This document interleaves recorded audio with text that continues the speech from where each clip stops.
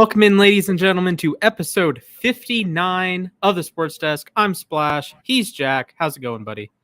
We are 10 episodes away from the nicest episode of all time. So Facts. let that sink in. I have a question for you. I have a question before we get too far into this. Okay. Episode 59. Guess which player in NFL history has accumulated the most approximate value wearing the number 59? Well, I don't know too many players that wear 59, so Yeah, me neither. It's like a bad Kuechly start. and a couple randos. Kuechly is not the answer, by the way. He's 4. Yeah, Kuechly. I was thinking maybe him. I got nothing. You're stumping me right out of the gate. The answer is Steelers legend Jack Ham, one of the greatest linebackers of all time. So congratulations, Jack Ham. Congratulations, Steelers.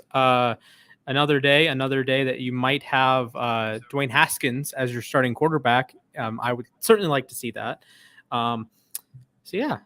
Jack, you're doing well. Yeah, all's good. Just all right, love to hear it. Living life as champs is not bad at all. Yeah, I feel I would be much happier if baseball was back, so I could also live the championship life. Yeah, that would be fun. Baseball is choking over itself right now. Yeah, that would be fun if the MLB and whoever they're debating with grow brain cells. Yeah, the owners and the players association. So. Yeah, I'd really appreciate it. They figured out what the heck was going on. How's it going, Teeksa? Shout out, buddy. I know you're going through some rough personal stuff, but we're here for you. Hope we can give you like an hour, like halfway decent sports talk tonight. So, all right. With that said, we have exciting things coming up the next few weeks in the NFL. I know it's the offseason. I know it's not even draft season yet. We're just like in this waiting period. We're in limbo right now. We're in limbo, but I have some personal news that I'm going to announce in a second. But we are picking up steam with free agency. There are rumors flying around. We are pushing stuff. JC Jackson wants out, apparently. They're not close on contracts. Calvin Ridley, what the heck is going on there down in Atlanta? Who's going to be the next quarterback in Pittsburgh? Who's going to be quarterback in Carolina? Is it still going to be Sam Darnold? Who's going to you get asked that question for a lot of teams, honestly. Yeah, poor Teeks, he and his Sam Darnold led Carolina Panthers. But I think it's fascinating. Certainly a fun time of the offseason, but the offseason really begins to ramp up next week in Indianapolis, the NFL Combine. I know what this news is. Yes, I will be there with Zach. We will be live from Indianapolis. I don't know when we're going to be live, but we will be live right after our show next Wednesday. I will be hopping on a shuttle to the Phoenix airport and then flying to Detroit and then taking a small flight to Indianapolis. It's literally right after our show. So this show ends, I don't know, around 6:00 my time. I will be at the shuttle station like 8:30 my time. So about 2 hours. So yeah, you're pretty much close. I was getting a little worried here. I was like, do I have to do a show on my own? But like, nah, we're good. Yeah. Or we could do one of those awkward pre-recorded shows like we did that one. Yeah, we did do a couple pre-recorded shows. Those were a little weird though. I didn't like that. I like interacting with chat. I like being live. Yeah. I like that with everybody. So speaking of interacting, that was some news, but let's get into some hot takes. We have some solid ones today. And again, I need to pull up the graphic. We need the hot take commander. You know what? If I could just have like one solid show, like just hit all of my P's and Q's, I think that would be great. All right. Hot take. I will admit I was a little bit quick to bring up the graphics, so it is what it is. There we go. All right. So I have one. I'm obviously not going to give myself points for it, but tomorrow there are 3 Pacific Division teams that play. Suns, Kings, Warriors. I predicted that they will go 3-0. Currently 1,000 points are on the take. 5 agrees, 5 disagrees. It's a tough parlay to hit. The Kings are underdogs. What are you thinking? Who are their opponents? You get the Kings, Warriors, and Suns? The Kings play the Nuggets. The Warriors play the the Suns play the Thunder, I believe. The Kings play the Nuggets, and I believe the Warriors play the Timberwolves. The Suns are favored. You know what? The Warriors are favored. The Kings are underdogs. You know what? Why not? I might as well agree. All right. Okay. It seems like it could happen. Okay, yeah, I think it's anything can fair. happen. So I hope more people disagree with it because it'd be pretty rough if I have like a plus 500 parlay and more people agree with me than disagree, but it happens. We have friend of the show, Henry. He says Michigan beats Rutgers tonight in college basketball. That, of course, coming after a Juwan Howard incident in Michigan's last game that he tried to slap the other coach. He has been suspended for the rest of the season, so Michigan is angry. Rutgers has been giant killers in the Big Ten. They seemingly beat everyone like that's halfway decent in the conference. It's just weird how that works. So there have been 5 people to agree with Henry, and then 3 people to disagree, including me. So what's your take, Jack? I'm gonna disagree. I think it's a weird situation. Obviously, it's unfortunate that what happens. Like starting crap in the handshake line is obviously never a good thing. So yeah. Then we got a bunch of underdog takes. Like so if you're interested in betting sports tonight, go ahead, hop on the uSTADIUM app, answer some takes. We have NHL takes, we have college basketball takes, we had some soccer takes earlier. All right, this is from Luke Russell. He says Aaron Rodgers will be a Packer next season. Okay, it's really tough to call what's going to happen with Aaron Rodgers, and he just like that he's a big deal when like you see all the big media names like Pat McAfee McAfee was the show he was on, but like the big media names like Rappaport, guys like that. Everybody was tuned into the Pat McAfee show. Yep. And because Aaron Rodgers is going to be on it, and then ultimately he goes and says that there's no decision on his football future, and you can just feel the disappointment on like Twitter and just all over the place. Like there was just a lot of us were like really like everybody tuned in wanting to get an answer, and we're not going to get one yet. I think he stays in Green Bay. I think it's going to be a little bit tricky what Green Bay does, but like their number one priority, I feel like in the offseason is going to have to be bringing back Rodgers. And if you don't, you're probably going to lose Devonte Adams. You're probably going to lose a lot of impending free agents. I think Green Bay is going to do everything they can to hold on. I think that's fair. They are clearing up cap space. They restructured Kenny Clark's contract this morning, so they're probably going to have the cap space to at least franchise tag Adams and work on a long-term deal over the offseason or next season. They still have rights to Rodgers. He's on a 2-year deal, or he was last year and this year. So he has, like, he doesn't have to go anywhere. The Packers can just kind of like sit there almost. So gun to my head, I think the Packers start week 1 with both Adams and Rodgers, although we'll talk about Adams in a little bit with some more free agency talk, but I do think that nothing's going to happen. And we have a hot take from Tixa. Splash has a better beard than Charlie Blackmon. Agree. Okay. I am gonna have to look up Charlie Blackmon's beard because I know it's like a solid beard, but I haven't seen it in a while. Let me see. Okay, because it's a large beard. I'm gonna take down the hot take meter for a moment. Oh wow. It is a solid beard. It is a solid beard. Yeah, it is a solid beard. Okay. Can you pop it up? Yeah, I can open it up in another tab. Okay. Or not like I have it pulled up. I just need you to pop it up on screen. Oh, I know what you mean. Yeah.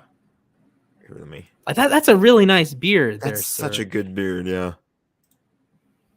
It's a lot longer than mine is. You did recently trim yours, I think. Yes, that's true. Although it was probably, I think I definitely have had longer hair than he has in his pictures. Actually, I probably have longer hair than he does right now. That is a nice beard, sir. This picture definitely makes me uncomfortable. Knowing that he has it's like James Harden with. Okay, I got it. James Harden, no beard. The beard battle. Oh boy. Yeah, like this is just feels wrong. Like it's like Drew Doughty without a beard, honestly. Like I'm just used to that now. So wrong. So I'm glad the beard has been bearded for a long time now. So that's the beard conversation. Yeah, new sports desk segment, beard battle. Sorry, Jack. I think I would win that one. I think so. I don't really have much going for me in the way of facial hair, so It happens. It happens. All right. So that's going to wrap it up for hot takes today. We have a bunch of NBA takes. Takesar came in clutch with some. Also, Underdog has some. If you're interested on some smaller bets, 50 pointers, 100 pointers, we got you covered. If you want to play the big money, you can purchase points on uSTADIUM. And I'm actually going to discuss a misconception here, because there is I don't think people realize, but you can cash out your points on uSTADIUM. Once you get to 10,000, it might be 20,000, 10,000 points on uSTADIUM. Guess what? You can cash out. So you get free points for a lot of different things. We played Wordle today. I tried it. I really did try it. It was a good Wordle. I thought it was a fun word. We tried it. Had over 100 comments. We do giveaways all the time. We do the uSTADIUM X at X. We did 6 at 6, 2 at 2 yesterday in honor of Tuesday, and we did a 4 at 4 today. So there are a lot of ways to earn points. And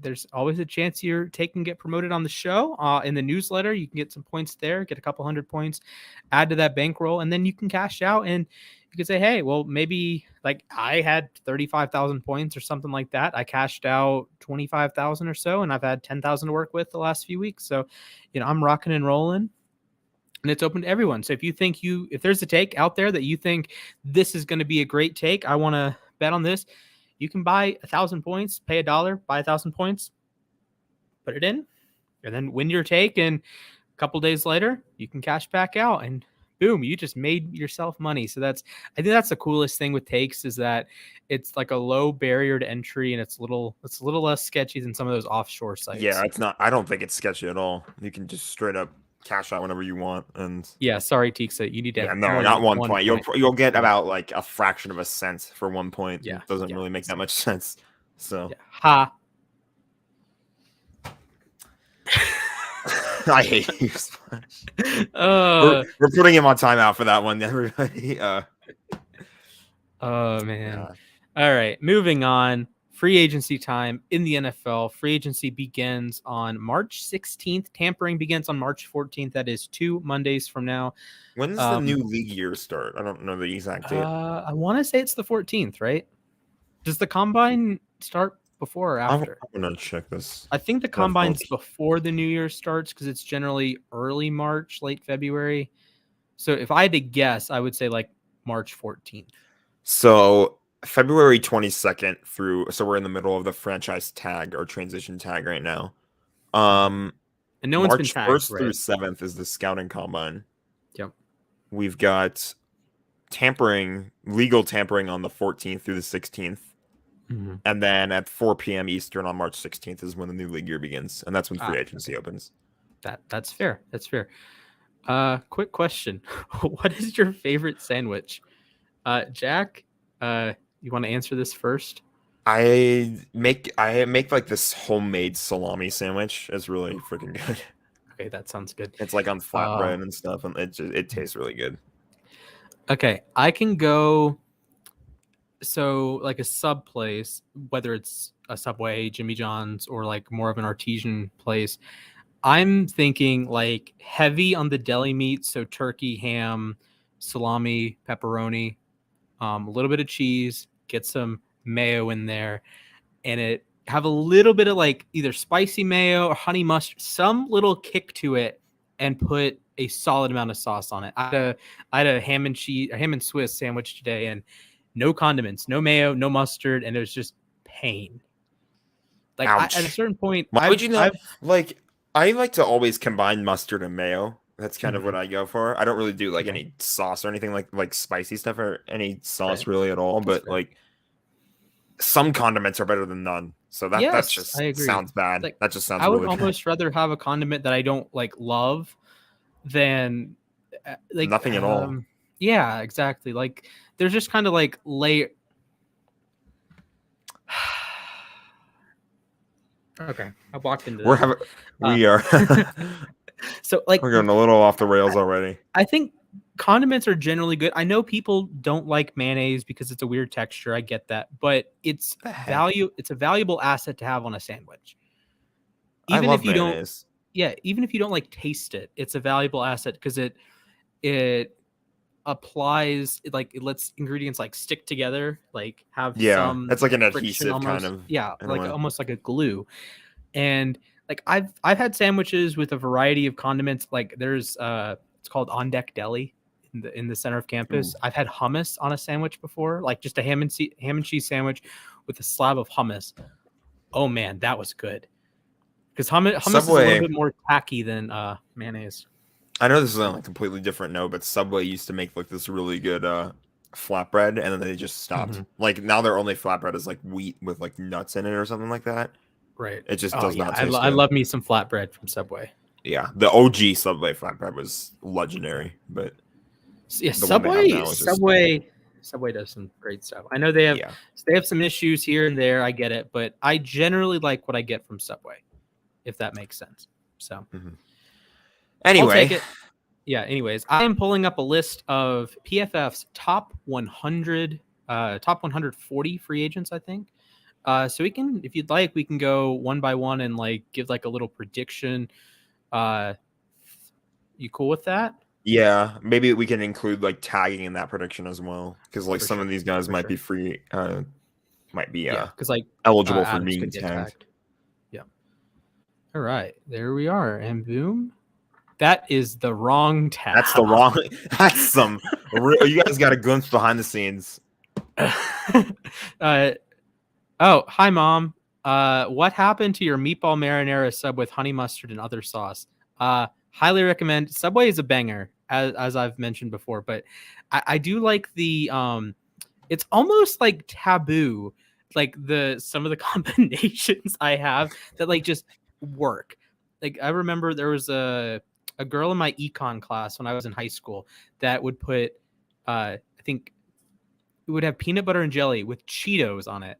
And that sounds like a disaster. That sounds like a disaster, but everything like makes sense. Like I don't mind Cheetos. I like guess you peanut just have butter to and jelly. try it. Like it might Yeah. sound a little outrageous, but you might just have to try it. Like I like the idea of maybe like a textural difference occasionally. Like if I have, I don't know, a bag of chips and a sandwich, I'll sometimes put some chips on the sandwich and get it a little crunchy. That's why people like lettuce so much, because lettuce adds zero flavor, minimal nutritional value, but it adds a crunch, right? So I've actually been eating more lettuce on my sandwiches lately. I didn't used to like it. I still take tomatoes off, but we should probably talk about free agents. We're going to talk about sandwiches all day. Oh man. I know Henry mentioned that he wanted to do more non-sports stuff. I'm sure he would be over the moon to have this sandwich conversation. We would probably be having a whole sandwich conversation. But yeah. Anyways, Jack, you're on comment duty. I am scrolling through some free agents. Numero uno, Devonte Adams, arguably the best wide receiver in the NFL. PFF says a 94-year, $93 million contract. That's a lot of money for a wide receiver. It is.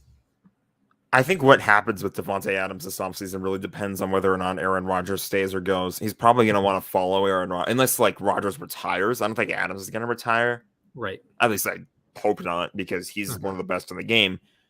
But if Rodgers leaves and doesn't retire, Adams is more than likely going to follow him. I don't see why he would. Like they've just been. They feel like Brady and Gronk light, if you will. Like they just feel like they're inseparable, I guess. You can't really have one without the other. I guess you can, because Rodgers is able to win games even without Adams, but you know what I mean. Yeah, I think it's fair. I think if you're the Packers, you should prioritize bringing both of them back. Rodgers, of course, you don't have to trade him. Adams, you can franchise tag and say, hey, we're going to kick this can to next year. You're going to get a huge franchise tag figure, and we'll go from there. And then we'll say Jordan Love entering that would be year 3 for Love. Okay, that we're comfortable with that. I don't know if they are, but they might have to pretend they're comfortable with that. So I think Adams stays in Green Bay. A guy that I think will end up on the move is Mr. Taron Armstead, star left tackle for the Saints. He's been one of the best tackles in the NFL since he got drafted, but the problem is he's not on the field for 16 games, 17 games. And it's kind of goofy. I think he's out of New Orleans. I think New Orleans is almost kind of fed up with how often he misses time. it's kind of like he'll play 10 or 12 or 13 games, and it's That's very not much enough. Yeah, exactly. There's very few years that he plays like 14 games, and it's frustrating. And he's a great player. If he played all 16 games every season, he would be a top 2 or 3 tackle. He would be on that Bakhtiari, Williams, Stanley tier, and of course Stanley's played 1 game in a year and a half, but that's neither here nor there. But I think Armstead's exceptional. He's a guy that Miami should look at. Jacksonville should look at if they don't tag Cam Robinson. BFF says Indianapolis should look at him as a Eric Fisher replacement. Where do you think Armstead ends up? I mean, I feel like you made a pretty valid point there. I think that's he kind of fits down that same vein of like a name that popped. I know it's a completely different position, but a name that popped into my head was like Derwin James, for example. He would be one of the best. He would be like top 2, 3 safety in the NFL if he was healthy for like half a season, even half a season. Yeah. I mean, I think you said 2 Indy to replace Eric Fisher. Mm-hmm. I think that's fair. I think that's he's probably going to want to look at some options as well if he decides that he wants out of New Orleans, or if New Orleans decides they're fed up with the whole constant injury thing. Mm-hmm. We could be seeing him test the market for a little bit, but I agree. I think Armstead has a pretty solid chance to be gone, and maybe at that point you ask Ryan Ramczyk if he wants to play left tackle. I don't know. Maybe you have that conversation with him. Staying in the NFC South, we have Chris Godwin of the Tampa Bay Buccaneers. Of course, there's a goofy contingency here because Godwin does have a torn ACL, so he will not be participating in a lot of off-season workouts. He won't be able to like do run routes and work on the chemistry with his new quarterback, whether it's in Tampa with Gabbert or Trask or a guy like Rodgers coming over, or if he goes somewhere else. Baltimore has been interested in Godwin before, allegedly. I don't necessarily want him now, especially with that $17.5 million projected contract. But do you think Godwin stays in Tampa, or do you think he goes elsewhere? I think the Bucs tag him. I think he gets tagged by the Bucs because I feel like we know what he's capable of doing to a degree. He might need to show a little bit more. I think that I don't know for sure, because what is he? Is he only like, huh? He turns 26 for the next season. Okay. I don't know why I'm like, I forgot like how many years he's been playing for, but like, his 2017 draft pick. 2017. Okay. So I guess maybe we're sort of past that point of like we kind of know what he's capable of doing. I think Tampa Bay might want to see him though for a little bit longer, because he was having a really strong year, I feel like, before the torn ACL. Yes. So they probably want to get a little bit more out of him, even though I think the whole torn ACL thing is probably what's going to keep other teams from signing him, because they don't really know what he's got until he recovers from the torn ACL. All they have is like film on him from last season, but they're not going to get to see him in workouts. He's not going to get to really like get as much time to develop chemistry with anybody new. I think it only makes sense that he stays with Tampa Bay, because they know what they've got with this guy. And yeah, I think he'll be able to be a good fit with their system. So I like him staying in Tampa Bay. I think they only tag him though. I think maybe this is more of a prove it year for him if he does stay, and then we'll see what happens. Yeah, for sure. I think the injury does throw a little bit of a wrench into it. And as much as people want to say that, oh, well, injuries, especially ACL injuries, don't necessarily matter as much as they used to, that's true. But it's still something you have to work back from. It's still a setback. For every like great story like Adrian Peterson coming back off a torn ACL and winning the MVP, or Joe Burrow coming off a torn ACL. Alex Smith practically dying and coming back. For every like great story like that, there's a guy that loses a touch of athleticism. And like Godwin's not, I wouldn't say like he's a freaky athlete. He's a very good athlete. He's more of a I guess it depends on the person, honestly. Because like Cooper Kupp also tore his ACL, and he came back like a machine, pretty much. So yeah, and then we have another Rams receiver that we're going to talk about in a little bit that tore his ACL. Yes. But yes, there's it's a hiccup. It's like a little bit of uncertainty with the player. And of course, there's other sources of uncertainty. Godwin had his best year with Jameis Winston, of all people, let alone Brady. And he just had Brady for 2 years. So maybe there's, I don't know, maybe you just said, well, he had good chemistry with Brady, but you would think Brady and Godwin would have better chemistry than Jameis and Godwin, but that's neither here nor there. Yeah. Now, two-time Super Bowl champion Von Miller.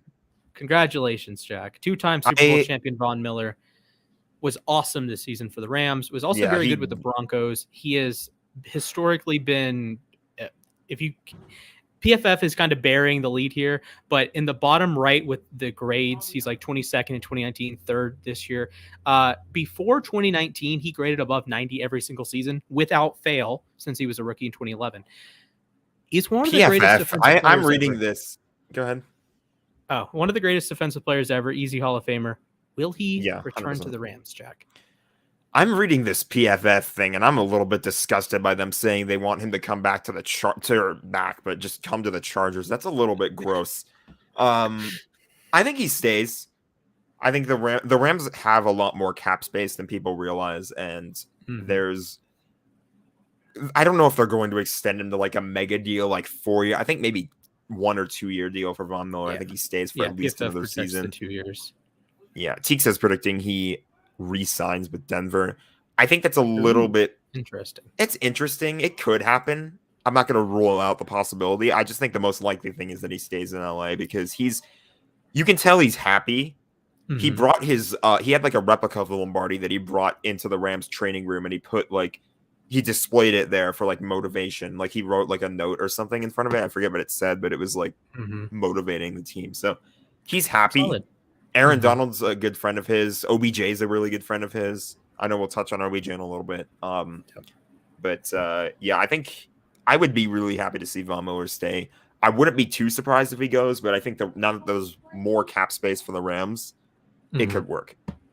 Yeah, I think that's fair. And he is 33, but I do think you're still going to get productive play. You're not necessarily going to get TJ Watt sack numbers, but you're going to get consistent pressure, and you're going to get one of the best run defenders in the NFL. So Vaughn still has a lot of value, and he's an awesome playoff performer. So moving on, staying in the NFC West, we have Chandler Jones, another edge.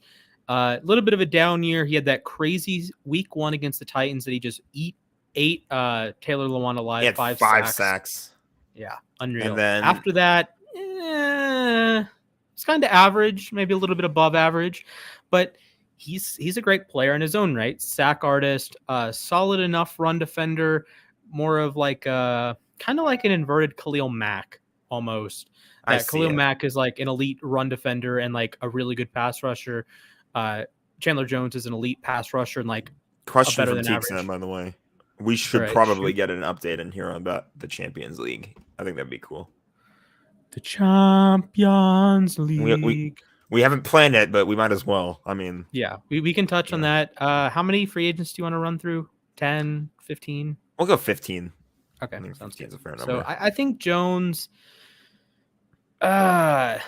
makes sense if you're Arizona keeping him. It could be expensive, and he is going to be 32 when the season starts. But if I'm Arizona, I don't want to rock the boat. And I would say maybe a shorter contract so he doesn't eat into – yeah, that could work. Or you don't want him to eat into that Kyler Murray money. Yeah, true. I would say. It's kind of like Arizona, Baltimore, the Chargers, Cincinnati. They have to make some smart business decisions the next few years because they're going to have to pay their quarterback, right? And as soon as you pay your quarterback, you are hamstrung. Whether it's the Chiefs, whether it's the Bills, whether it's the 2013 Ravens.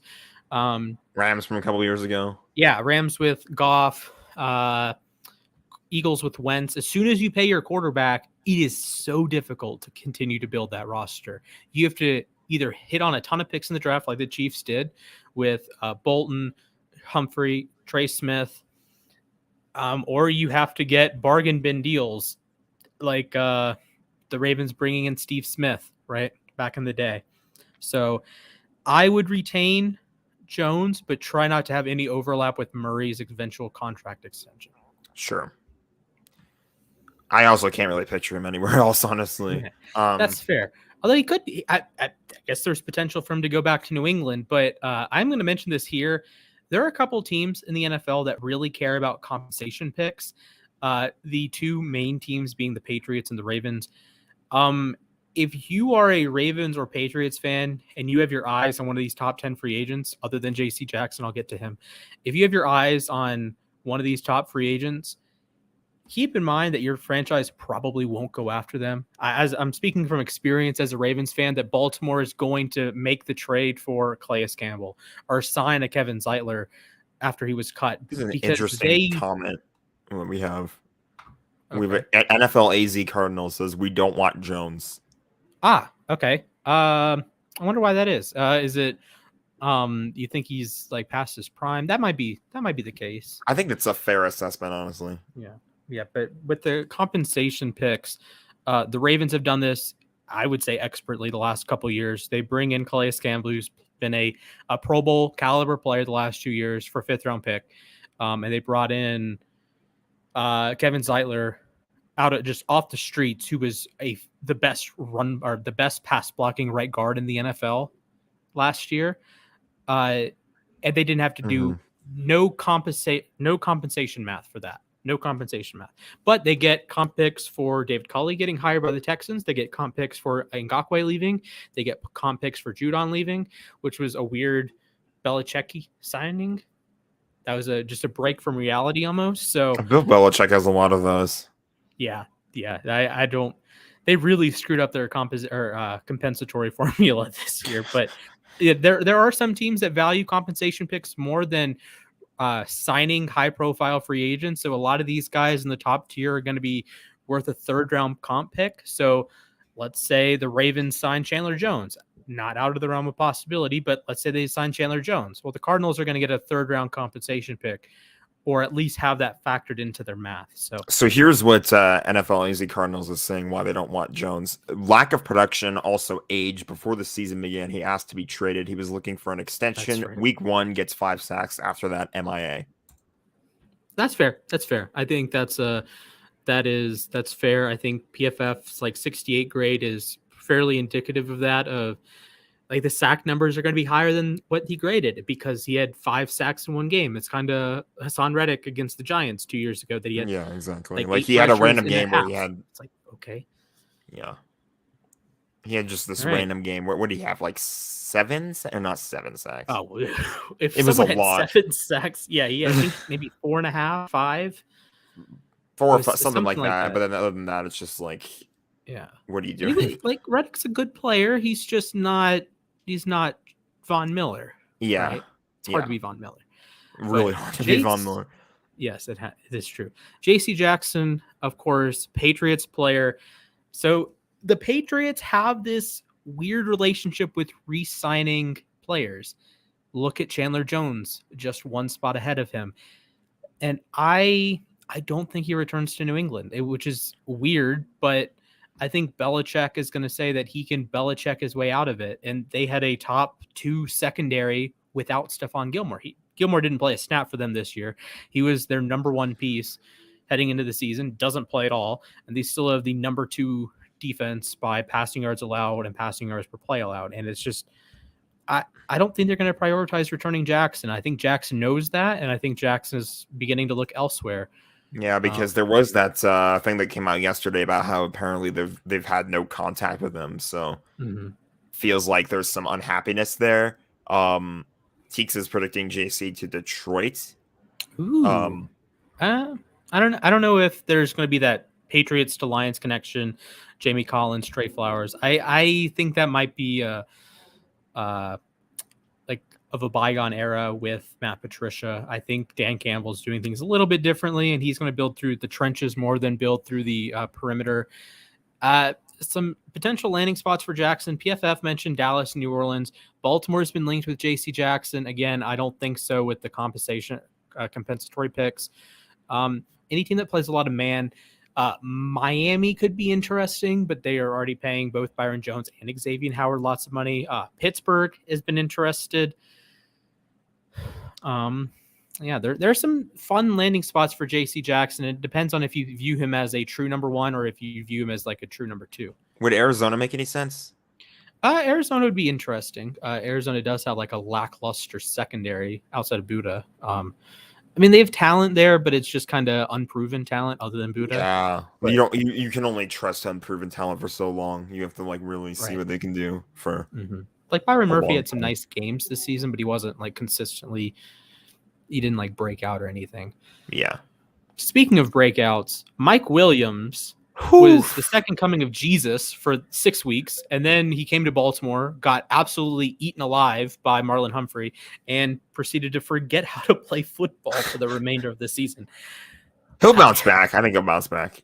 I think so too. He's a very he reminds me a lot of Mike Evans from a physical standpoint, obviously, and from a production standpoint, that if he plays 16 or 17 games for you, he's going to have like a solid level of production, but there is wild variety in between. There's going to be games that he has 200 yards and 3 touchdowns. There's going to be games that he has 1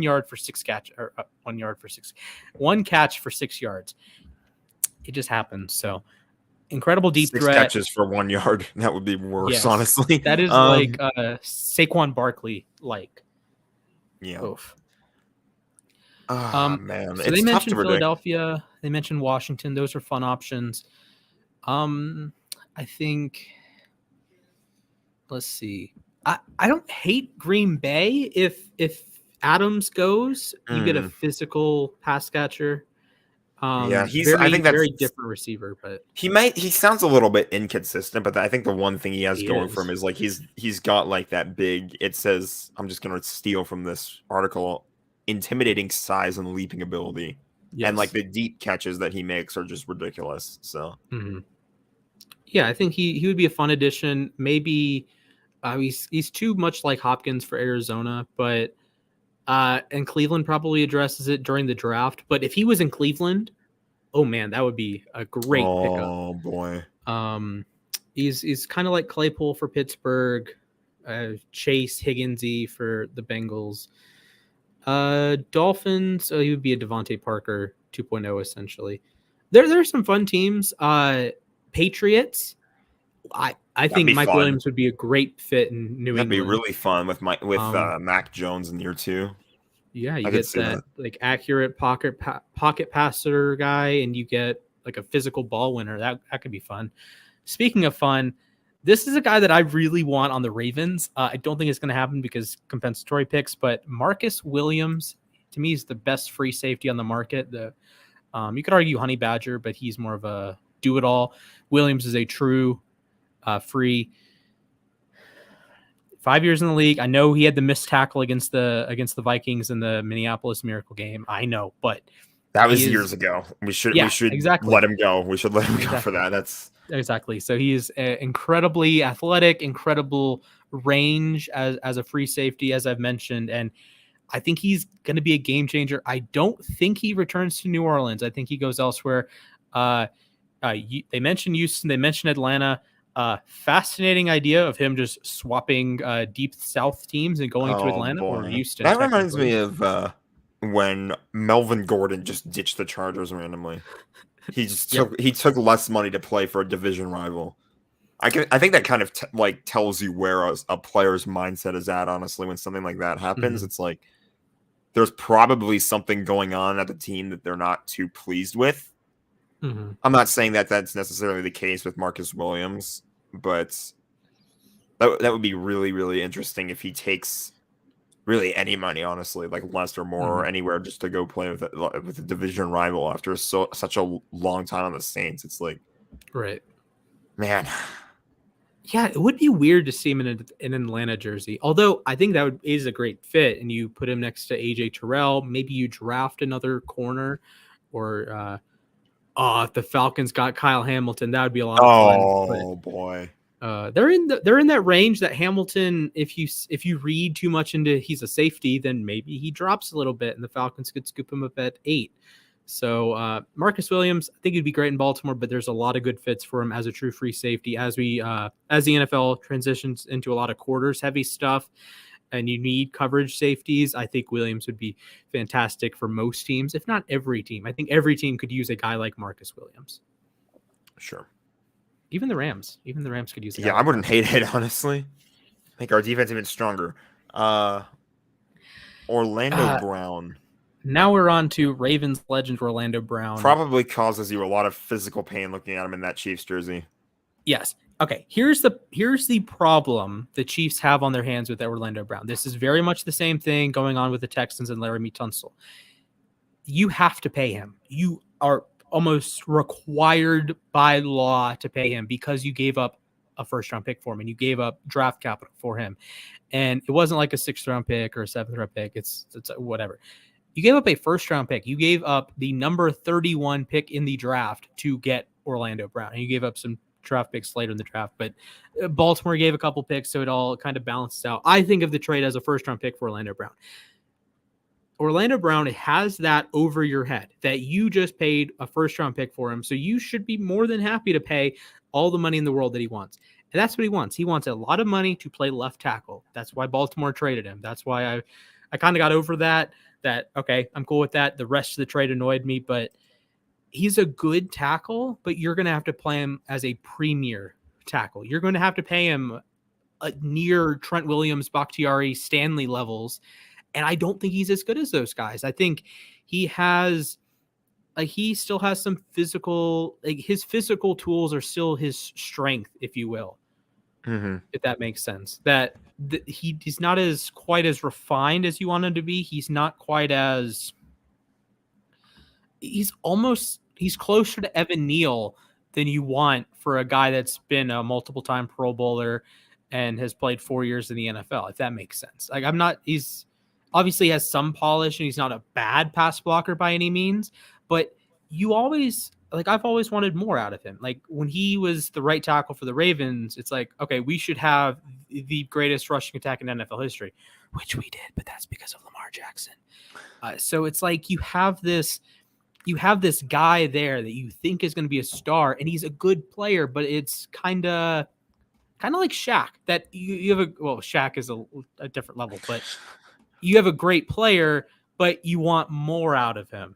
So Orlando should be a perennial All-Pro guy, but he's just like a good tackle, and I think the last couple of years he's kind of been just lumped in as like a Pro Bowl guy because he made the Pro Bowl in 2019 as was an alternate. And then he's like, oh, well, he's the starting tackle for a team that made the playoffs. Okay, send him to the Pro Bowl. Or this year, oh, he's the starting tackle for the Chiefs. Okay, send him into the Pro Bowl. I don't think he deserved either of those Pro Bowls. I wrote an article even when he was on the Ravens saying he didn't really deserve to be the left tackle or Pro Bowl, but he's going to get a lot of money. Congratulations. All right, then. Yeah. Moving on, we'll just stop at 10, I guess, because okay, we have been running on for a little bit. Yeah, you think we have a lot of NBA related things to look at in a moment, so we'll go 10. We'll go at Allen. We'll look at Allen Robinson. I do want to touch on OBJ too after this, and then we'll move on. Okay. So, did any player reduce their stock more than Allen Robinson in the last 12 months? That's a good question, and the answer is probably no.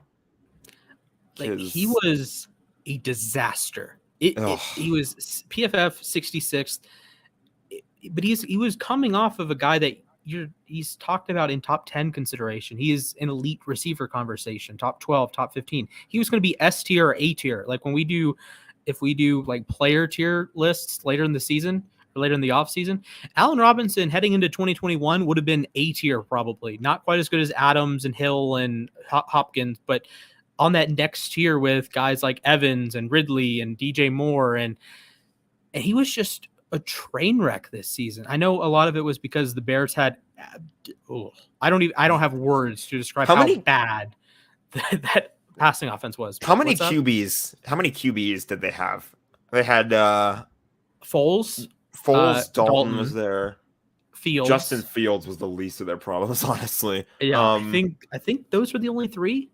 And I don't think they had any other randos because Glennon was on oh my goodness. I do not want to talk about Mike Glennon. He was a disaster for the Giants. Bears legend though, but oh my Lord. You know what? Mike Glennon was probably the worst quarterback in the history of organized sports ever. Like this one big time throw 16 turnover-worthy plays.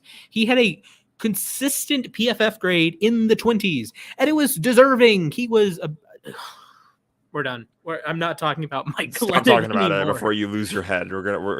I'm just going to look at some graphic or highlight some things on Allen Robinson's page, so I don't have to talk about any more bad quarterback play. So there we go. And I mean, the bad quarterback play isn't obviously 100% of it, but like he was just not doing what we knew he was capable of doing. We saw last year 2020, he really had something to build upon, and then he just kind of dropped off a cliff, it felt like.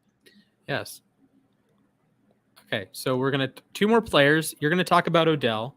Do you want him back in Los Angeles? Do I want Odell back in LA? Well, Splash, is the sky blue? Yeah, I think it's really likely that Odell actually does come back too, because it feels like he was actually interviewed before the Super Bowl. I think it was before the Super Bowl. He mentioned that he was willing to take a pay cut to stay in LA because he was really happy here. And honestly, that would make sense, even though they do have a lot of money they have more money available this year than they did last year. I think it's still a good option to keep him around because he became a bigger part of the offense than I think we really intended him to, because we signed him and then literally like an hour later, Robert Woods tears his ACL. And we go from, the words everybody's using is he goes from luxury to necessity. Yeah. And you could see how much of a necessity it was when he tore his ACL in the Super Bowl. And it was kind of like, Van Jefferson wasn't playing his best game ever. I'm not saying Van Jefferson's a bad player. He's definitely got a lot of potential. It might get a little bit hurt with Odell sticking around, but I don't think it'll be too big of a deal. Hey, at least Skronek's not going to steal any reps from him. Oh God, he's a practice squad for life, honestly, at this point. So I think it's all that I just mentioned, and then there's like the crowd draw factor as well. OBJ is pretty much a celebrity. You have him on your team, you're going to get butts and seats. Yes. It's not. He will never be wide receiver 1, especially after the year Cooper Kupp just had. Robert Woods is going to come back, maybe take a little bit away from him. He could legitimately be wide receiver 3 next year, though. But I think he sticks around. He seems to be happy. It'll help keep Von Miller around, too. I know, like I mentioned earlier, they're pretty much buddies. So it's like, right. Why would one leave the other? So I'm pretty optimistic that both of them are going to stick around. Yeah, and I think the Rams are one of those teams that kind of need to have 3 wide receiver 1 types because of the way you run your offense, and you run a lot of 11 personnel, and there's like a lot of the season that Van Jefferson was on the field because Robert Woods was out, right? Or in the Super Bowl, you're having to play either having to change everything up because Odell is out, or you're having to play Kupp, Van, and Skronek, which you don't really want to do in the biggest game of most of those. Yeah, like lives. I like Kupp and Van. I'm okay with that, but Van was just not on his game in the Super Bowl. It was like you had to spam Kupp or you were kind of in trouble. And then, God, the Rams wide receiver room is really interesting because they've got so many people. Like, you've got Tutu Atwell. I don't know if Odell sticks around. I still cringe thinking about that pick. Thank God Brian Allen showed up at center, or we would have been screwed. I really wanted to trade Humphrey there. So good. Yeah. So I could go on for all day about how much I love about these Rams wide receivers, but there's a lot. I'm not saying that that's necessarily a problem though, because when you have Cooper Kupp, who literally just had arguably one of the best wide receivers seasons ever, and then OBJ. I think the torn ACL, it'll be an obstacle in the offseason for sure, but they'll work around it. I don't think it'll be too big of a deal. Speaking of working around, the one receiver that I want either in the draft or in free agency is Antonio Brown on the Baltimore Ravens. I made a full-length video about it, so if you want my full detailed analysis, check there. But here's my TLDR. Antonio Brown is going to be cheap, $4 million a year projection. Even Juju, $8 million. Gallup, $12.5 million. Christian Kirk, about a third, about 3 times the price. DJ Chark, over 3 times the price. Will Fuller, 2.5 times the price. Jamison Crowder, more money. Marquez Valdez-Scantling, over twice the amount. I'm not even sure if Marquez Valdez-Scantling can play football correctly, but he's projected to make twice as much money as Antonio Brown. Russell Gage, almost 2 times the amount. Emmanuel Sanders is older and about to make more money. Cedric Wilson, same deal with the money. Keelan Cole, like, come on now. T.Y. Hilton, seriously. Even Sammy Watkins. So why am I so focused on Antonio Brown? Because let me scroll up and give all of you seizures real quick. These PFF grades right here. I know it's PFF, so grain of salt, but when Antonio Brown is on the football field, he is still an elite player. He is still a top 100 player in the NFL. He will be my NFL top 100. He is a top 20 receiver, probably a top 15 receiver. He just he's not on the field enough. It's kind of like Taron Armstead, but the Ravens need exactly that. They need a guy that can be that game changer. Like Mark Andrews is a tremendous tight end, but tight ends can only bring you so much value. Antonio Brown can be a top 10 receiver in the NFL next year. I would not be surprised at all. So there's my Antonio Brown. I desperately need the Ravens to sign him, and he doesn't count against the compensation pick because he got cut by the Bucs. So thank you very much, Jason Light. Go Ravens. Please sign Antonio Brown. Please sign Antonio Brown. Okay. We're gonna get into we have a question actually. I missed this. What is your honest opinion on Kyler Murray? I have a Kyler Murray teammate, so there we go. I feel like I'm uniquely positioned to answer this because I'm a Lamar Jackson guy. So I know I should technically hate Kyler because he's always compared to Lamar, but with Kyler, it's very much about expectation versus reality. So the expectation is number 1 overall pick, Heisman Trophy winner, unreal talent. He might be the most talent. There is an argument you would take him number 1 overall if you are having a talent draft. Argument over Mahomes, argument over Allen, over Elway, over Marino, over any quarterback in the history of the NFL. I've sat here and argued that before, that his blend of rocket launcher of an arm, speed on the ground, like he's pretty much exactly what you want for like somebody. Like, I'm not making a joke here. Like I'm gonna call him short here, but it's like when you don't have the size, you pretty much want the speed, you want the rocket arm, you want all of those traits, and he has pretty much all of that. So I think it's essentially a cross between Josh Allen and Lamar Jackson. Yeah. Like if you put him in the Brian Daboll offense in Buffalo, he could do everything Allen does. I think if you put him in the Lamar Jackson offense, the Greg Roman offense, I think he could do everything Lamar Jackson does. He is the best of both worlds, and he is exceptionally talented. The problem is he is wildly inconsistent. So in his 3 seasons, there has been one month, maybe 2 months that he had consecutive, one solid block that you said, yep, he's playing like a top 5 receiver or top 5 quarterback. My apologies. Other quarterbacks, he's a wide receiver. Yeah. For all of Lamar, all the crap that Lamar gets, he's had his moments as a top, he is the baddest MFer on the planet. Kyler has those moments, like the Hopkins throw, the Hail Murray. Yeah, the Hail Murray, but he doesn't have any extended period of just no. That is a good one. But Kyler is he's a top 10 quarterback, but I need him to play at a high level for more than 2 weeks at a time, right? Lamar has his faults, but in December, Lamar has been unstoppable. Every year, even as a rookie, he was okay, we're not going to go back to rookie, but 2019, 2020, you could not stop Lamar Jackson in the month of December. January, different story. This year, do we need to talk about how Kyler tripped over himself in the playoff game? I guess we're not going to talk about the playoff game because that is a small sample size. True. It was still Kyler bad, though. Yes, it was horrendous. It was one of the worst playoff performances I've ever seen. But Kyler's a top 10 quarterback. I just wanted to be more consistent. That's what I want. And it'll come. It'll come. This was only year 3 for him, I want to say. Yeah, 3rd year. So and he missed some time too. He had It was awesome for the first month and a half. Then he got injured in the Green Bay game. AJ Green forgot how to play football. He got hurt, right? So it's like, okay, so you throw out that middle month, and then he wasn't in tune. The rest He of also the season, didn't have Hopkins for a good chunk of the season, so I'm not saying like that's the whole reason, but it definitely hurts. So agree, and I think if you're better than Murray, then you've probably had a stretch of 6 to 8 weeks, if not more, that you were playing at an MVP level. So, like, I would say the guys I have ahead of Kyler. So, Rodgers, Mahomes, Allen, Watson, if he's playing, Russ. I don't think there's any arguments with those. No.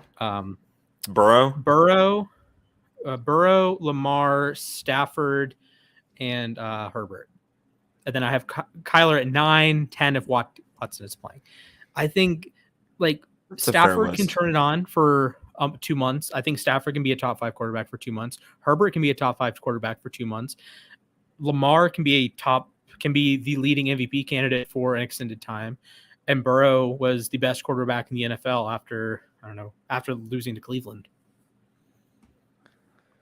There we go. So I think so there we are. Kyler Murray.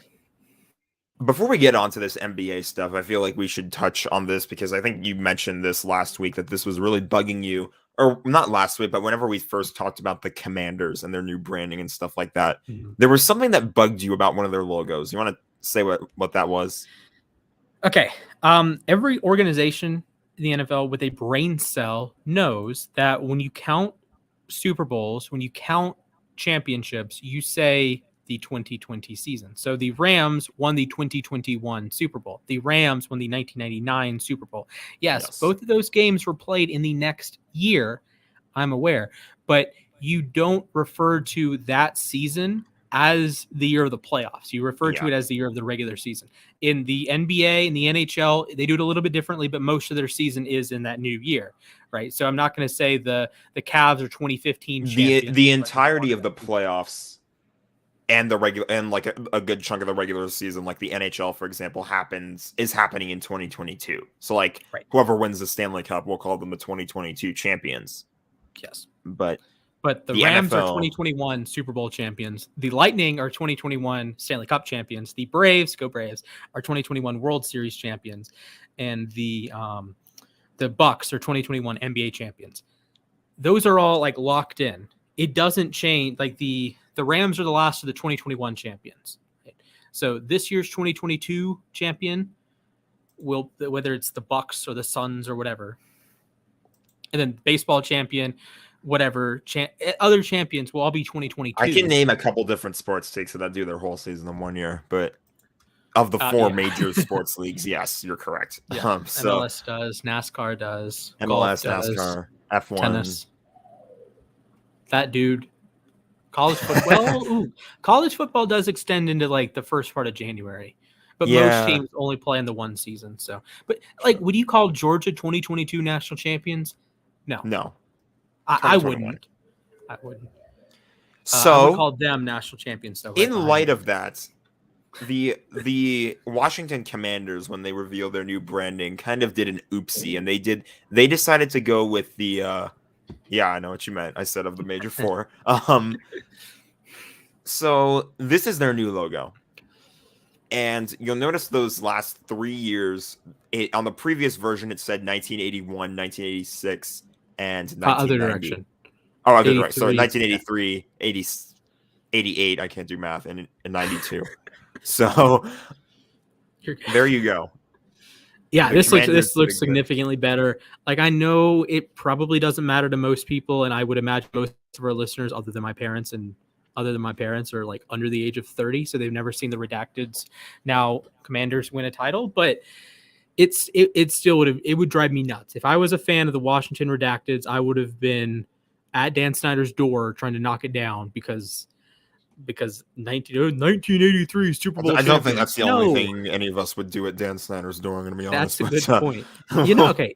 Have I told you the Stan Kroenke story that people would send him like ram poo? Yes, I've heard of this. Okay. I've actually heard of this. I don't think you need to go wonder if Dan Snyder's gotten any that like was poo. I think some Rams fans were doing that because they were salty about the relocation. Yeah. But I think that that there's other legitimate reasons for him to be sent some sort of manure. So Mhm. we'll What? leave it Okay. at that, I guess. Okay. Let's say someone wronged you in life. What kind of poo would you send them? Oh God.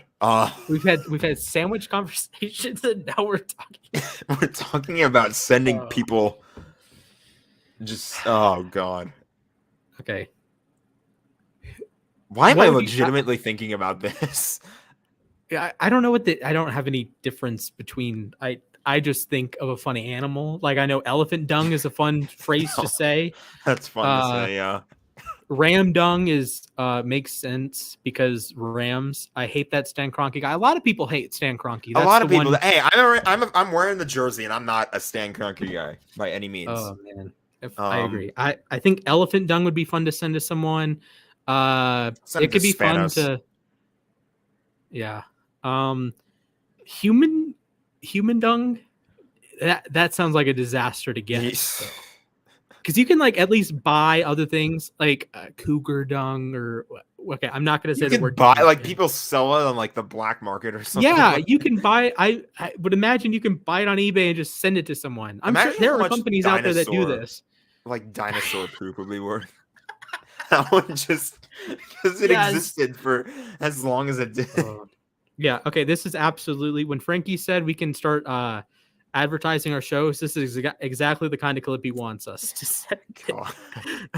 Okay. Throw up the. I don't know. Okay. Know. Throw up the NBA. Throw up the NBA jerseys. We're going to be talking about basketball jerseys because there was a gigantic leak recently with the NBA, and we have about I don't think exactly 40, but about 40 new uniform combinations revealed, not for this season, but next season. So let's take a look. First of all, the City Edition.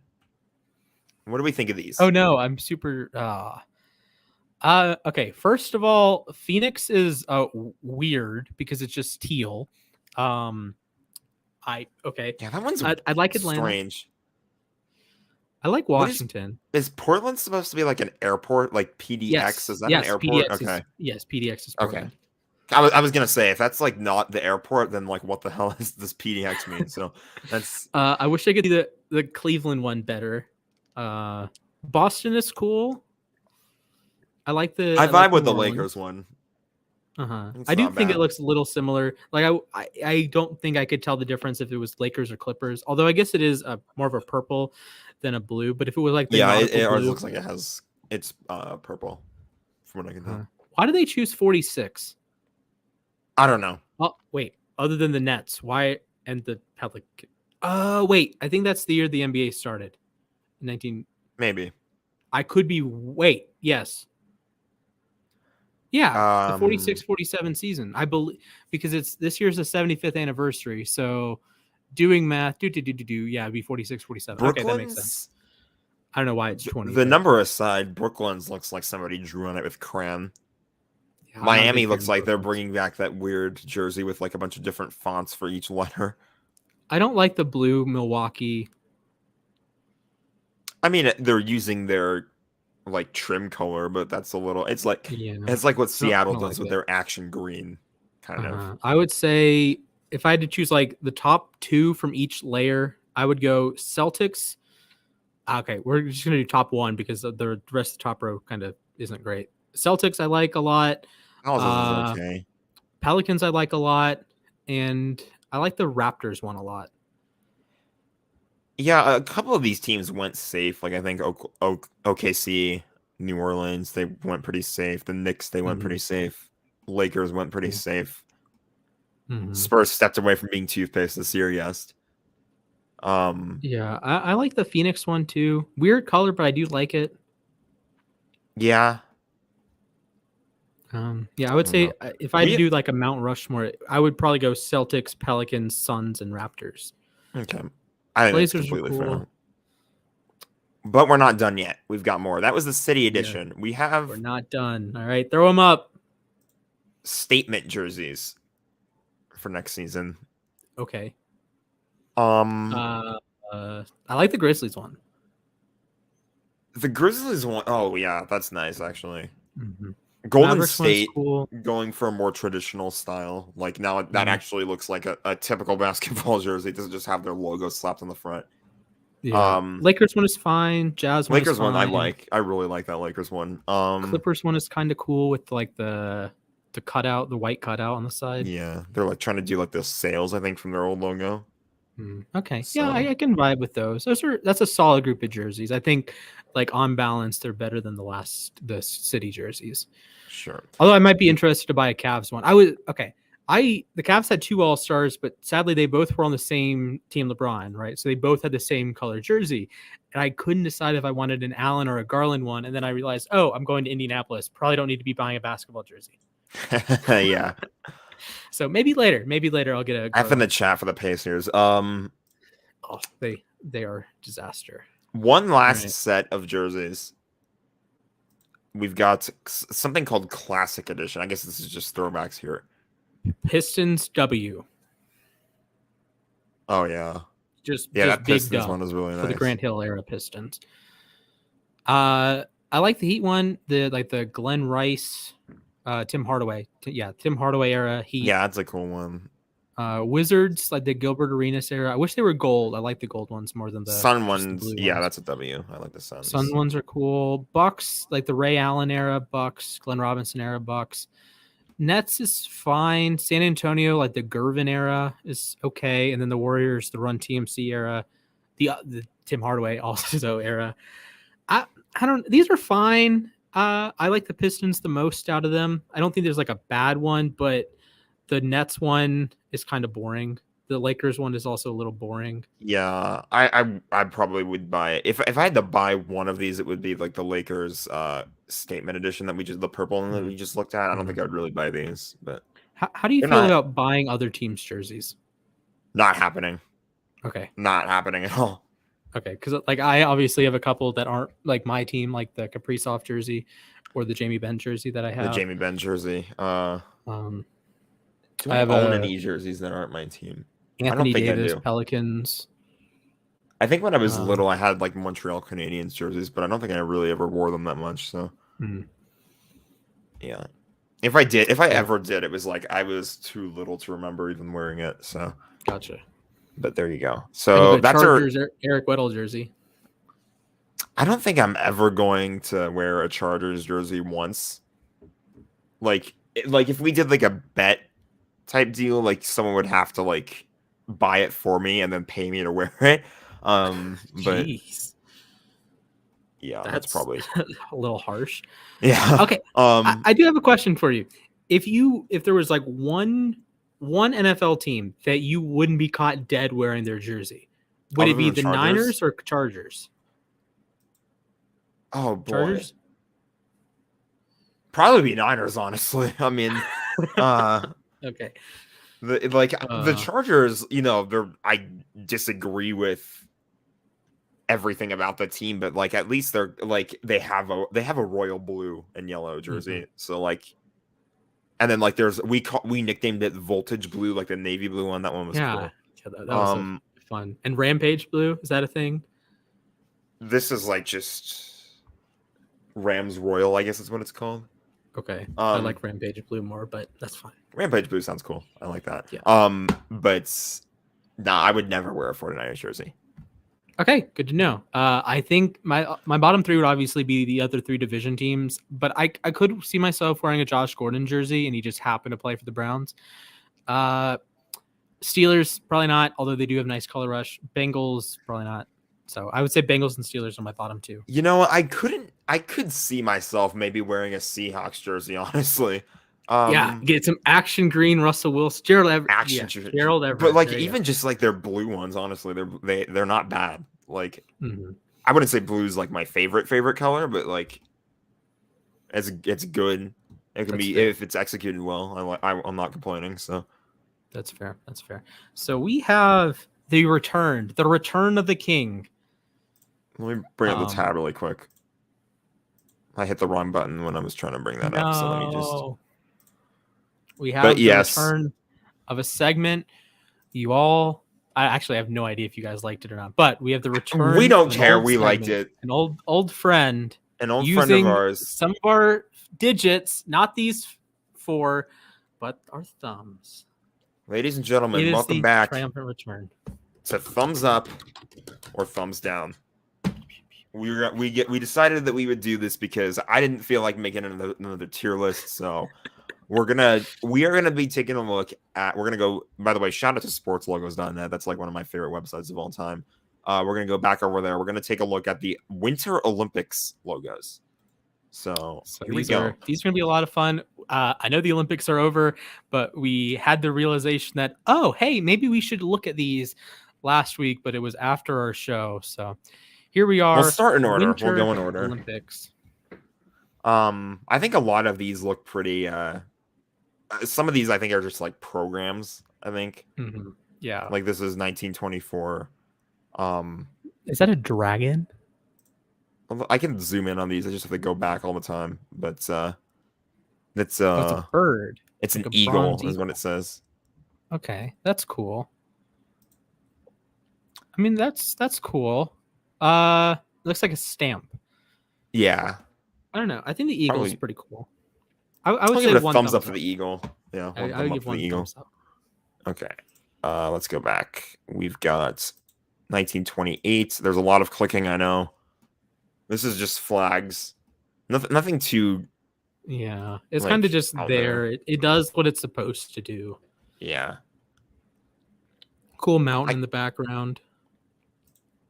I guess we could go like halfway. I guess like it's like it's a 0 thumbs. Yeah, not it's just up or there. down. Like it's not bad, but it's not like it does its job. 1932 at Lake Placid. This is cool actually. Wow. It's got like it's like the U.S. is like in there, but then it looks kind of like a globe. I didn't notice that the first time. That's cool. Yeah. And then it has Lake Placid like on the map. I hate that it's a little like obvious that it's Lake Placid. If it was just like a dot, that would be cool. Snowflake or something. Yeah. I think it's solid. One thumb. Maybe up. like I would go like middle. You go mid. Okay. Like I like the 0.5. negative space because it looks like a mix of like ice, I guess is what you could call it, like ice mountains or whatever, and then it's like the negative space to make for sure the US. Did I tell you that I did a one of my projects in a mapping class I did was on the Olympics, specifically the Los Angeles Olympics? Like you mapped out like where all the events were? Yeah, it was kind of like through the era, like the 1932 Olympics, the 1961s in Squaw Valley, 1960 Squaw Valley, 1984 Los Angeles, like just kind of mapping those through the history. So that was very cool. That's fun. I mean, this one is kind of basic. Yeah, I'm not really like a giant fan of it though, but it's not like it's kind of like that other one we looked at with the flags. So just no thumbs, I guess we'll call it. Yeah. Where are we at next? 1948 again. So no Olympics in 40 or 44 because of certain World War. So the return to Switzerland, I get what it's for, but why do you have a sun on a Winter Olympics? Yeah, that warrants a thumbs down for me, honestly. Like, thumbs down. Maybe it's like I don't know. It doesn't explain if there's like a tradition behind it or something. What's the point? But the sun on the Winter Olympics, not great.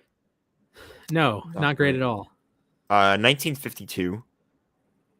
This one's okay. I guess. I wonder what that would be colorized.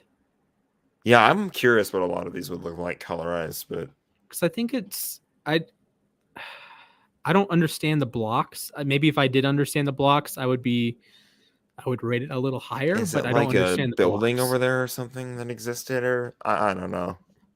Yeah, I'm not sure on that one. If I knew, then I might give a better explanation. But I'll just go kind of zero. Yeah, I'll go no thumbs on that one. No thumbs. I won't say down because it's not like a bad logo. We just don't understand it. And then Teek says firing them off in the comments. Can I not open that one? No. 1956. You know what? I can just zoom in. Yeah, that works. I think. There you go. Perfect. We can just scroll from now on. There you go. 1956. I like it. It's cool. Yeah, I give it a thumbs up, honestly. You get the snowflake, the Olympic rings, the star, the mountains. I think it's cool. I'll give it 1 thumbs up. Yeah, it's got everything you need. We'll give it 1 thumb up. Squaw Valley, speaking of which, there we go. Okay, that's a snowflake. I know that's a snowflake. I think it's cool.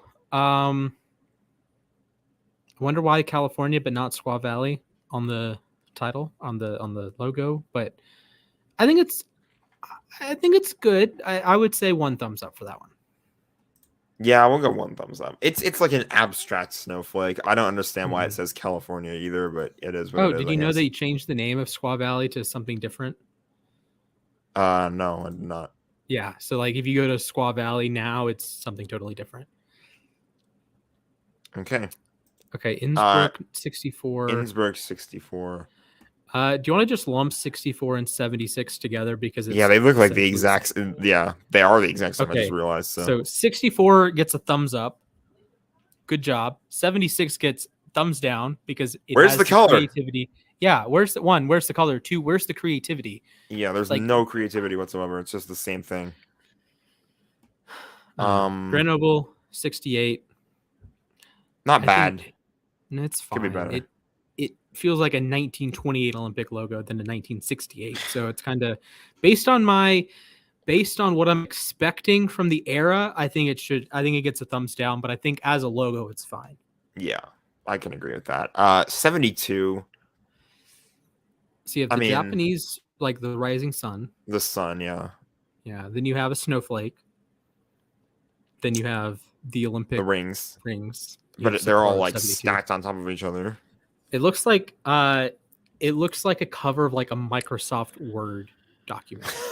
Like if you bought Microsoft Word from Bill Gates, then like that's what the box you're buying it in. Yeah, that's like what the box would look like on the side or something. Although like that. we'll get to some 90s ones that look like they were designed. We're gonna get to some fun ones, but I think it's okay. I would probably go 0 thumbs up. Yeah, I'm gonna give it a 0. Yeah. We've got the. Oh god, I'm seeing like these 90. Oh jeez, that one looks exactly like. That looks like Windows 98. We'll get to it. Yeah. We'll get to it. Lake Placid 1980. 1.5 thumbs up. I would say 1.5 thumbs up for Lake Placid. I have to give it props because I think 1980 and obviously the Miracle on Ice is what I'm referring to here, but it's solid. It's pretty solid. I think the history value goes up a little bit, which is why it gets a little bit higher recognition, but I don't hate it. For sure. Sarajevo. I like the simplicity of the snowflake. The rings are weird and it's all red, so that's also weird. But I think 1 thumbs up. I think it's good. Yeah, maybe a little bit more color you could get too, but this one works. Calgary, I like this. Points for uniqueness. I'm gonna go 1.5. I'm gonna go 1.5. Good on you for being unique with the sort of maple leafy design. It's like a maple leaf snowflake, if you will. Yeah, I'm a fan. If just more color though. Albertville 92. You like Olympic that one? Torch, yeah, Olympic Torch. You get the colors of the French tricolore. I think it's really nice. I think it's really good.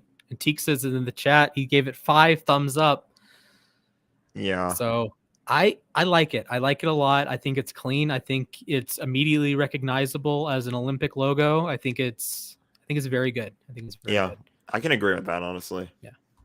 I'm just too distracted by that Lillehammer one. We're entering do you know what font that is? Do I know what font that is? That looks like Times New Roman. Yeah, I wouldn't be surprised if you just knew what font that was because it's like a very specific like Arial font. Yeah. But it has like serifs on it. Like it's just if I wrote a college paper in that, I wouldn't get counted off for it. I'll put it that way. Like we mentioned, if I wrote it in like Soshi font, then I would get docked. But Lillehammer if we literally bought Microsoft or Windows from Bill Gates, this would be the box.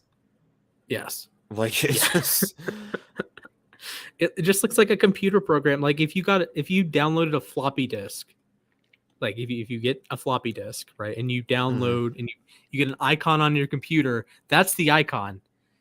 AOL Instant Messenger. We're talking like early internet days with this one. Maybe that's what this was inspired by.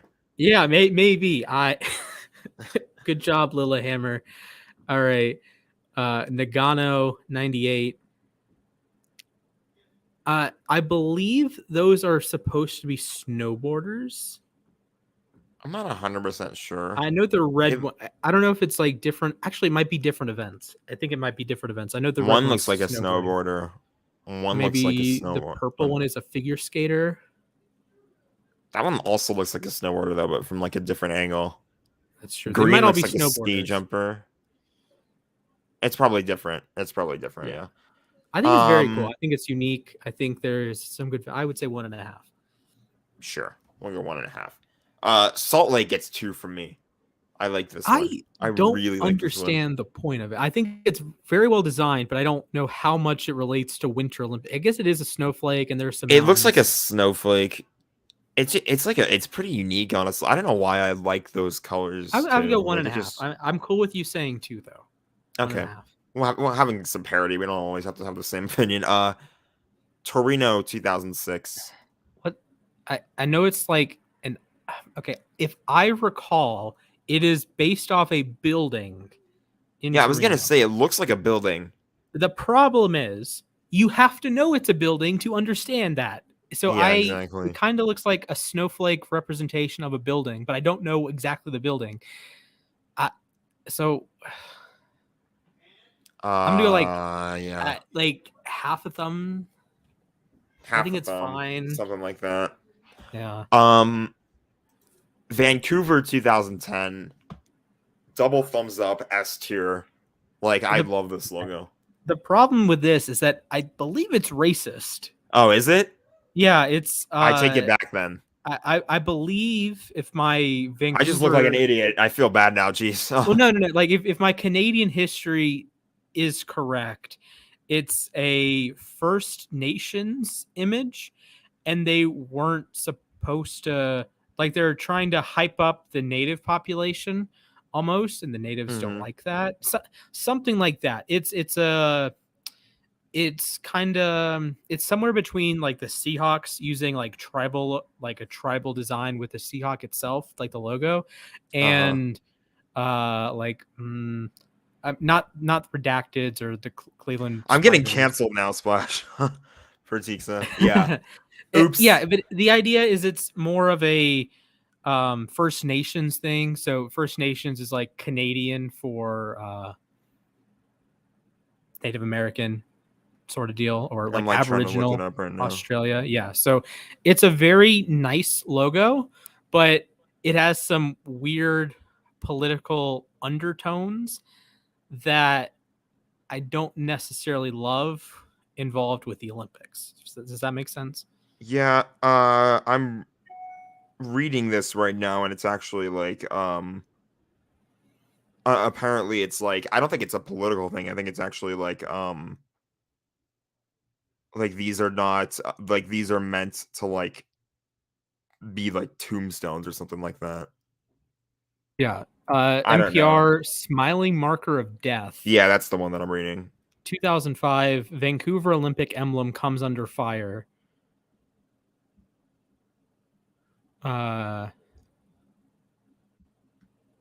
Says they're fake is what one of them says. Yeah, if I would have known that, I probably would not have given. Like it's a very nice logo, but there's like it's a controversy. Yeah. Okay. All right. I apologize. I didn't realize that.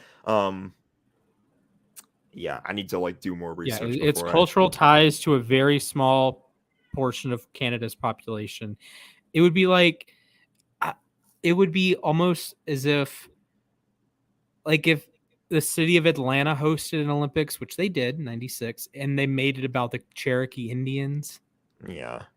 That's the vibes I'm getting. It's a very nice logo. It's just, it's weird for an Olympic logo.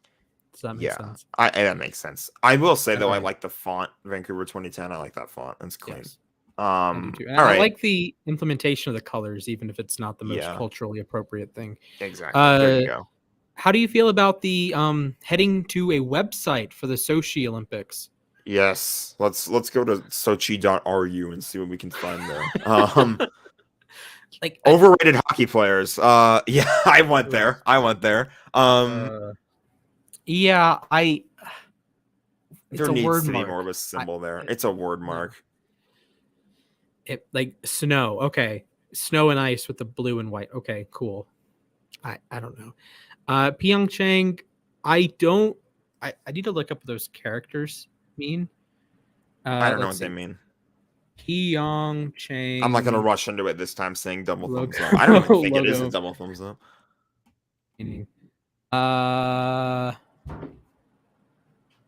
The sample size is smaller, Jinxa. Sample size is a whole lot smaller. Okay. People do realize too that he was playing in like Russia for like years before he came to the NHL. So. Okay. So the open square and star symbol represent the P and C in Pyeongchang. Interesting. The logo marries the symbolism of Hangul, which is the Korean alphabet, with tenets of unity and welcome. So the emblem symbolizes a world open to everyone. It combines the image of ice and snow, winter sports stars, and people from all over the world coming together. That definitely feels where like heaven meets earth. That definitely feels like the message they were going for during the opening ceremony. I think that's very cool. I think it's cool. I think it's simple. I think it's solid. I'll give it a thumbs up. Just one. Yeah, I would go thumbs up. All right, that was thumbs up or thumbs down. We have to wait a year and a half. A year and a half for the next Olympics. Wait a minute. Stop. 2.5 years. 2.5, yeah. So all of the rest of 2022, all of 2023, and like half of 2024. That's a bummer. That is unfortunate. And I need to do research on Olympic logos before I immediately write them thumbs up or thumbs down. Like it's a good logo. It's just kind of culturally insensitive. I guess. I didn't even realize that though. Like if I didn't know any of that, I'm pretty sure I would have just been so like, oh yeah, this is perfect. But like just I didn't know, so I need to just learn more next time. And it's too bad we can't do the. It's too bad we can't do the Summer Olympic logos because there are some really nice ones. There are. I guess we could, but like it's another like huge list. Oh, we didn't do 2022. And before we do 2022, I want to go back to Nagano for a second. It's called a snowflower because it represents a flower and a snowflake, and it depicts athletes practicing various sports. Okay. Really quick. So 2022. And also this website that I'm on gave your Salt Lake City Olympics the gold, gave the 1936 Garmin Partenkirchen silver, and Lake Placid the bronze. Interesting. Okay. Interesting. Okay, and apparently the Oslo 1952 represents a factory, which is the City Hall of Oslo. I don't understand. The fact that it doesn't mean anything to anyone outside of Oslo doesn't help. Okay. There are some. We should do some research next time before we do the Olympic logos. I think that's kind of the bottom line. Okay. Beijing 2022. I think that might be the first time I've seen this exact logo. That's weird. Is very busy. It is. I thought it was a face at first. It looked like a face. I like the font. It says on the side, the official logo design is called Winter Dream. The logo was inspired by winter snow with a ribbon motif and its culture of China. At the top is the skater, and the bottom is the skier. I don't see it. I don't see it either. At least with the other ones, like the Nagano one, I could see it. but is it in like the negative space? I don't see it. so. I really don't see it. I have to Tixta like gave it give 4 it all. thumbs up. You like it? Okay. I I'll give it a know. half. I don't hate it, but it's like it's fine. Just, like the imagery it looks is more a like an little applicant logo than an actual logo. yeah. So, do we have the 2026 logo? We do. Let me go back to Okay, because it's which going to be a long Olympics time week. before we get to talk about that Olympic. But there you go. That's This is not official. Image. This looks like it's just a placeholder. Image. I like it. I like it. It gives me Italy. It gives me skiing. It gives me snowboarding, whatever you want to call it. That's cool. You could even go luge, bobsled, because those are on like track. I think that's a cool logo, and you have some Italian pride in there, and yeah, I think it's good. And I hope their official one isn't worse than this one. I'll put it that way. We kind of have to just like pray for that at this point, because that's kind of how logos do. That's just how it be sometimes. For sure. All right. Anything else? I thought we had a very good show today. Yeah, I enjoyed it. I think right where I'm looking in terms of sports games tonight, I'm gonna be watching the Kings play the Coyotes. That's gonna be an interesting one, because the Kings are apparently they're in pursuit of Jacob Chikrin. Apparently, like they're the front runners to try to pick him up, and the Kings play the Coyotes tonight, which is Chikrin's team. So I'm a little curious to see how things play out. I don't think they're going to hold him out of the game or anything like that. But we need to talk about the Champions League. Yes, we need to do a quick Champions League update. Okay, first of all, I think last show I mentioned that PSG lost on my birthday, or lost the day before my birthday. I think you did. That big lead, big lead to Barcelona. Guess when they play this year? On your birthday? Yep. Their second leg against Real is on my birthday. I swear to every heaven known to man, if I'm sitting in my house, I will be home. If I am sitting in my house Wednesday, March 9th, actually, we have a show on my birthday. That's cool. If I'm sitting in my stupid house Wednesday night and I watch PSG to Real. Should we do soccer night with uSTADIUM and watch that game? I'm not opposed to that. That'd be fun to watch. Although we're probably gonna have a ton of lives from India. We're gonna have hopefully a ton of lives from Indianapolis. Maybe like a daily recap. Do some Twitter Spaces. I hope Tixta PSG is finally gonna get their Champions League win. I would kill for one, because I got my heart broken by freaking Bayern Munich 2 years ago after the pandemic. I wanted to watch my Parisians win the Champions League. Didn't happen. So PSG is up 1-0 in their leg over Real. And they're going back to Man City is up 5-0. Bayern and Red Bull Salzburg are 1-1. Liverpool's up 2-0 over Inter. I don't know. I'm just going off of what Google says. I'm probably saying all of these names wrong. I know Benfica Ajax was 2-2 today. Man United and Atletico Madrid. Yeah, Atleti, where it was 1-1. Lille got smashed by Chelsea yesterday, 2-0. Chelsea's up 2-0. And there was the one other Juventus match. Yeah, Juve and Villarreal was 1-1. Yeah. There's your update. That's the current. So there we go. Games fun times. I'm curious how, obviously, so it'd be like about 2.5 hours of streaming for a soccer match. It'd be fascinating.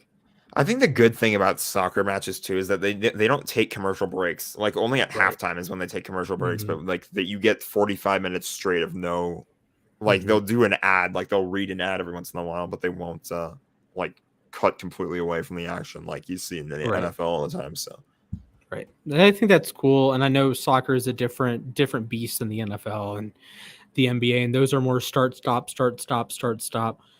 While a lot of soccer is predicated on like conditioning and stamina. So I do think that's I think it's good. I would love to grow the soccer base with uSTADIUM. I've been reaching out to, like, as of right now, we're looking to grow baseball and college basketball and a bunch of draft stuff. And I know you love hockey and would probably love to expand the hockey stuff, but I think it'd be cool to expand soccer stuff. So I just want to do MLS stuff. I would enjoy it, but nobody else cares. So it is what it is. Or NASCAR. Motorsports, that would be fun. Actually, I could hook you up. You remember my buddy Cole that came on one show? Yeah, I remember him. Okay, he's a huge Formula One guy, or like motorsports guy, Formula Drift, Formula One, NASCAR. So he'd probably be down to talk to you about that. Yeah, that'd be fun.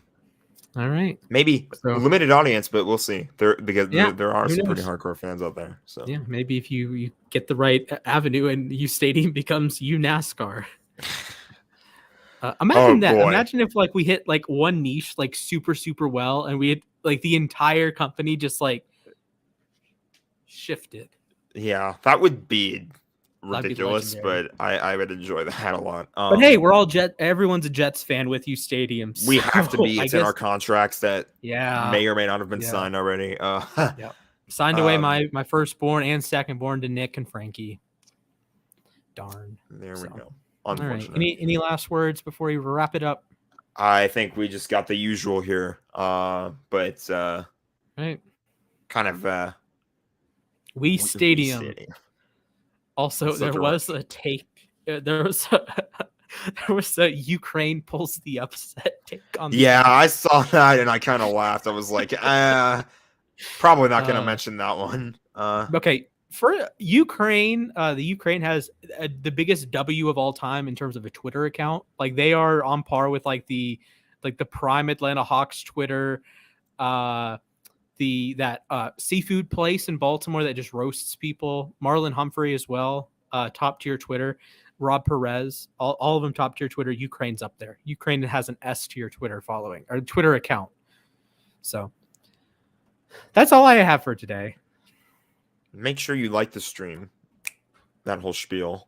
Make sure you ring a ding ding, that Le'Veon bell, that notification bell, so you know when we're live and when we drop our content. Because we drop it like it's hot occasionally. Only That's occasionally, though. Only occasionally, yes. But... Okay, have you ever had Chick-fil-A, Jack? No. What? I'm not a Chick-fil-A in California? Chick-fil-A is like a bad company, though. Okay, like there's yes. That's okay. That's beside the point. Do they have Chick-fil-A in California? They have it all over the place. When I went to, I went to a NASCAR race a few weekends ago and they had a Chick-fil-A blimp. And I was like highly confused. Whoa. Wasn't the NASCAR race on a Sunday? Exactly. That's like the first thing I was thinking. Like, why do we have a Chick-fil-A blimp on a Sunday? Like, what are we doing? Purpose. Okay. So I'm obviously from Georgia, so I love Chick-fil-A, and I'm legally required to eat it. I don't agree with them politically, but that's beside the point. Let me rephrase. I don't agree with everything they do politically, but I think it's good food. I think it's good. What? No, Tixa. No. You're getting outnumbered here. No. Like this I'm is not cool. Not a chicken if guy. my mom's still watching, she's probably typing out like 500 words on why both of you are idiots. No, Chick-fil-A. Okay. I watched a video. Do you know Frank Michael Smith? Can't say I do. Okay, so he's like a TikTok, YouTube guy. That and he does like I'm that's my not take. On TikTok at all. And then there's another guy that looks like he's in the same like space as him. It'd be like if I had a roommate and he recorded right here, but it was about other things. So he recorded a video saying that Chick-fil-A wasn't very good and that it was like super unhealthy. And it's like, no, that's not the point of Chick-fil-A. The point of Chick-fil-A is for it to be good Southern soul food. Like, you don't go to Chick-fil-A because you're getting like 10 out of 10 chicken. You're going to Chick-fil-A because it's Chick-fil-A. Eat more chicken. If that makes sense. So, Tixa, the only time I've ever had a decent Chick-fil-A meal was in Georgia a few years. I might go get Chick-fil-A right after this show. Tixa knows who Frank Michael Smith is. That's what I'm going to do. So after I'm going to go get Chick-fil-A. Jack, did I tell you about the time that I mixed Chick-fil-A and Panda Express? I don't think I want to hear this story. This sounds a Oh little man, bit. it was so I got a Chick-fil-A chicken sandwich, right? And I got Okay. like honey chicken or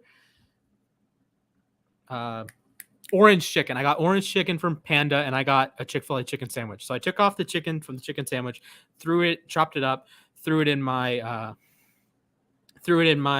like rice and stir fry and whatever. And I took the orange chicken from Panda and put it on the bun. I am talking about drinking nectar of the gods. It was that good.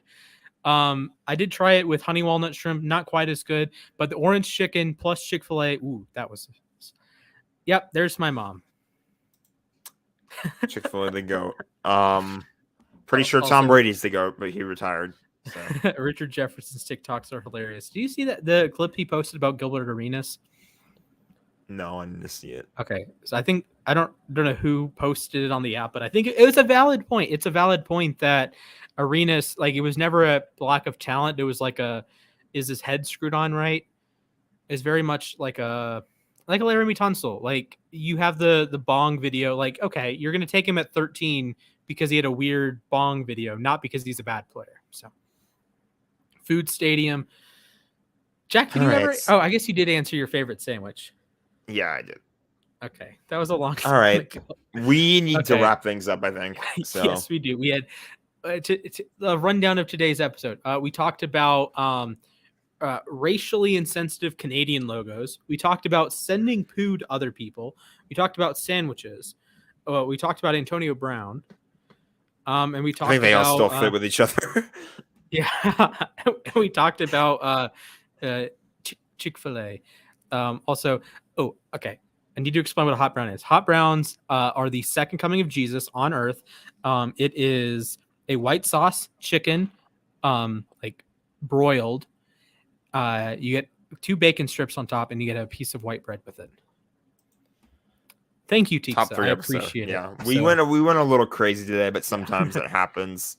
Off-season will do that to you. Like the stream, hit that big red button on YouTube, subscribe to the channel, ring a ding ding, that Le'Veon Bell, that notification bell. I need an actual bell. I need a bell. That'd be cool. I have like a mini Liberty Bell somewhere. Follow us on Twitter and Instagram at uSTADIUM. Jack, congratulations to your Rams once again. This will be Super Bowl champion. Yes. Go ahead. I was going to say this is our final show of February. This is our 14th month together. We've been going on for a while. It's going to be fun. We're at next week, 60 next week. 60 episode. Sadly, we will not be recording an episode of the Sports Desk while I'm in Indianapolis, because that's just how the week works, because I'll be leaving here right after. And then okay, Teeks is in the chat. Never Raja Bell. When I do the outro for the NBA show, I do say ring a ding ding, that Jordan Bell. Shout out to the Warriors. Even though I hate the Warriors, but Raja is a fun one. Is there another bell other than like a Blake Bell? Any bells. Ring a ding ding, that Blake Bell, like that notification, but I don't think that works as well. Also, screw the Chiefs. Anyway, that's it. Remember, Super Bowl champion Aaron Donald. Aaron Donald trains with knives.